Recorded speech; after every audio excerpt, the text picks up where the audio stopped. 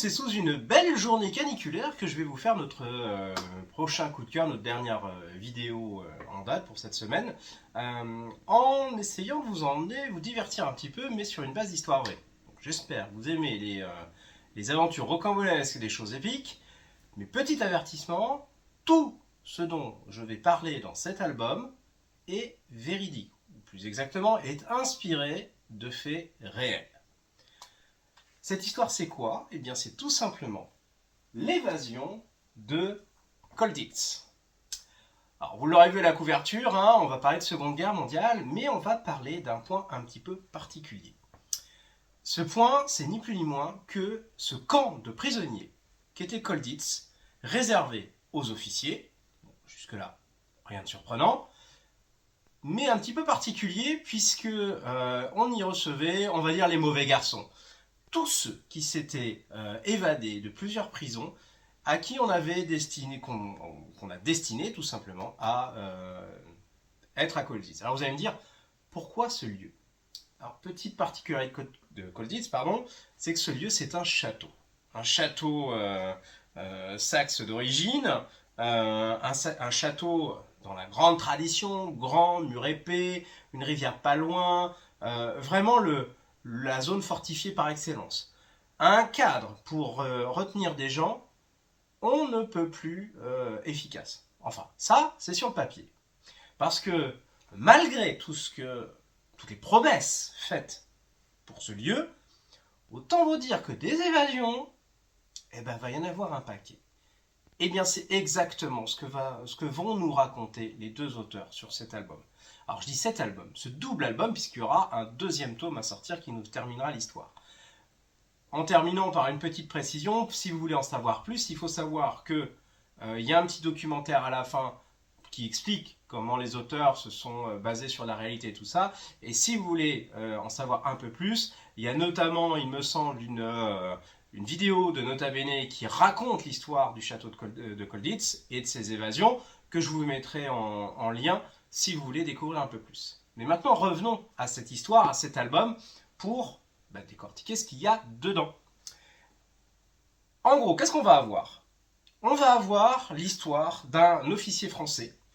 Un officier français qui a réussi à s'échapper avant la venue des Allemands, donc éviter de se faire emprisonner.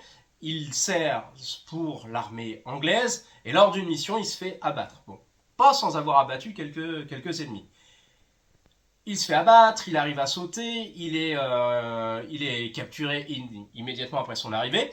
Et là, à tour de force, le gars quand même se fait la malle le soir de son arrivée. Bon, il se fait arrêter tout de suite, hein.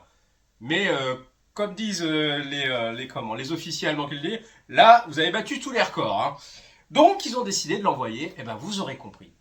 Ils vont l'envoyer à Colditz. Parce que franchement, l'image de mauvais garçon, elle lui colle très bien. Car pour lui, le devoir d'un officier et d'un soldat de façon générale, eh bien, c'est de s'échapper. Il ne peut pas rester prisonnier. Donc, on le transfère à Colditz. Et là, il va découvrir ce lieu hors norme, ces murailles, et commence déjà à imaginer comment, petit à petit, eh bien, tout simplement, il va pouvoir s'échapper à un moment ou à un autre. Colditz, c'est quand même un lieu un peu particulier. Vous l'avez compris, on est sur un camp réservé aux officiers, un camp où, un des rares peut-être, où il semblerait d'après les documents que la Convention de Genève était totalement appliquée. Chaque nation avait le droit à son lieu, avait le droit à ses uniformes, avait le droit à pas mal d'avantages, on va dire comme ça, en tout cas de respect de la dignité, y compris à sortir pour faire de l'exercice, etc. Bon, c'était pas des camps de vacances non plus, hein. Il y avait quand même une surveillance, autant vous dire qu'il fallait pas s'échapper. Mais ce lieu était aussi, pour certains, l'occasion de tester la sécurité, d'un côté comme de l'autre. Pour les prisonniers, s'échapper, hein, trouver tous les moyens de s'échapper. Pour les Allemands, étudier comment les échappatoires qu'il pouvait y avoir pour s'échapper justement d'une prison de haute sécurité, puisqu'on parle de ça, on parle d'une prison de haute sécurité. Enfin, ils espéraient. Parce que si je me souviens bien, il y a quand même une trentaine de personnes à s'évader. C'est un record pas mal quand même, hein. Sur l'espace de 5 ans, je suis pas sûr que beaucoup de prisons dites de haute sécurité aient autant d'évasions. Mais ça, c'est une autre histoire.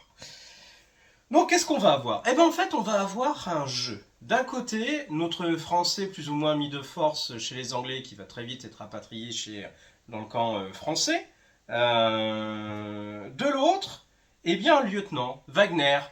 Wagner, bon, officier allemand, avec un petit côté joueur qui décide de jouer justement avec notre héros en lui proposant tout simplement de s'évader.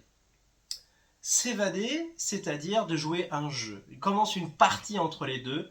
Lui, il fait tout pour une partie d'échecs en fait. Donc, au rôle de notre capitaine Bonaventure de tout faire pour s'échapper, rôle au lieutenant Wagner de tout faire pour l'arrêter. Bon, sauf que Bonaventure va peut-être jouer, mais il va jouer selon ses règles. C'est-à-dire que oui, il va tenter de s'évader. Mais il va surtout commencer à trouver le moyen de faire en sorte que tout le monde s'évade. Car jusqu'ici, on est dans un lieu où tout est cloisonné et chaque patrie a du mal à communiquer en fait avec les officiers d'autres patries, d'autres nations. Donc forcément, c'est pas facile de se coordonner. Et lui va commencer à penser les choses différemment. L'entraide, les techniques, les secrets que les uns et les autres ont. Vous verrez des gadgets dignes d'un James Bond. Mais vraiment. Et qui ont existé en plus. C'est passionnant. C'est assez fou de se dire que ces gens recevaient des choses envoyées par des gouvernements, des ONG, enfin des fausses organisations, dont le but c'était de leur fournir, enfin, je vais en citer juste des cartes, des cartes du lieu, enfin pas du lieu, pas du château, mais de la région, dissimulées dans des cartes à jouer. Voilà, il y en a d'autres comme ça, plein. Et tout ça est vrai, tout ça est véridique. Et on va suivre justement comment tout ça va se monter. Bon, la question étant de savoir, bon c'est bien beau, s'évader c'est une chose. Maintenant, il faut réussir à traverser. Combien vont réussir à s'évader et être pris? Combien vont réussir à retourner dans leur patrie pour se faire exfiltrer? C'est un petit peu tout ça qu'on va suivre. Donc, on a un film devant les yeux. Enfin, c'est un album, vous vous retrouvez dans un film digne de La Grande Évasion, ce genre de choses-là. Tout est basé sur la réalité. Donc, bien sûr, les personnages ne sont pas à 100% ce qu'ils étaient. Ils sont inspirés d'un ou de plusieurs. Mais vous retrouverez en fait plein d'éléments. Et c'est hallucinant de se dire que ça a existé. C'est aussi quelque part assez rafraîchissant de voir que il y avait encore une espèce de noblesse dans ce lieu qui est quand même un lieu de détention où d'un côté comme de l'autre, alors on n'est pas amis, attention, hein, mais il y avait chez certains une certaine noblesse gardée. Bon, on va quand même recadrer, tout ça est tiré de documents qui ont été écrits, etc. On ne peut pas affirmer à 100% que tout s'est passé exactement comme ça. Il y a eu trop de mythes qui embellissaient un petit peu les choses. Cela étant, il y a quand même beaucoup de témoignages d'anciens détenus qui disent qu'on était plus proche de la vérité que de la mystification. Donc franchement, c'est à découvrir parce qu'il y a un vrai creuset de vérité. Moi, ça m'a amené à aller chercher encore plus sur ce lieu. Très sincèrement, je vous conseille d'y aller. Vous aimez la Seconde Guerre mondiale, vous aimez le policier, vous aimez l'aventure. Bon, paf, allez, on y est. Ça divertit, ça fait du bien en ce moment. Hein, on s'évade aussi, hein, parce que la chaleur nous tient un peu prisonniers en ce moment. Mais très sincèrement, il y a des évasions, c'est grandiloquent. Je vous laisse découvrir parce que franchement, c'est culotté. C'est drôle en fait par la façon dont c'est fait. C'est abracadabra, on se dit mais comment ça a pu être fait et j'attends impatiemment le second parce que je sais pas comment ils vont mettre en scène. Comme je vous dis, je vais été creusé. Il y a des trucs qui ont été faits. Je sais pas s'ils vont les mettre dedans, mais franchement chapeau. En attendant, si vous avez des questions, bah, n'hésitez pas à les poser, venez le découvrir, bah, vous savez où aller, vous n'avez qu'à poser le commentaire et j'y répondrai. Toujours est-il que je vais vous laisser le soin de le découvrir, en vous souhaitant aussi une bonne lecture, et puis bah, à très bientôt. Allez, au revoir.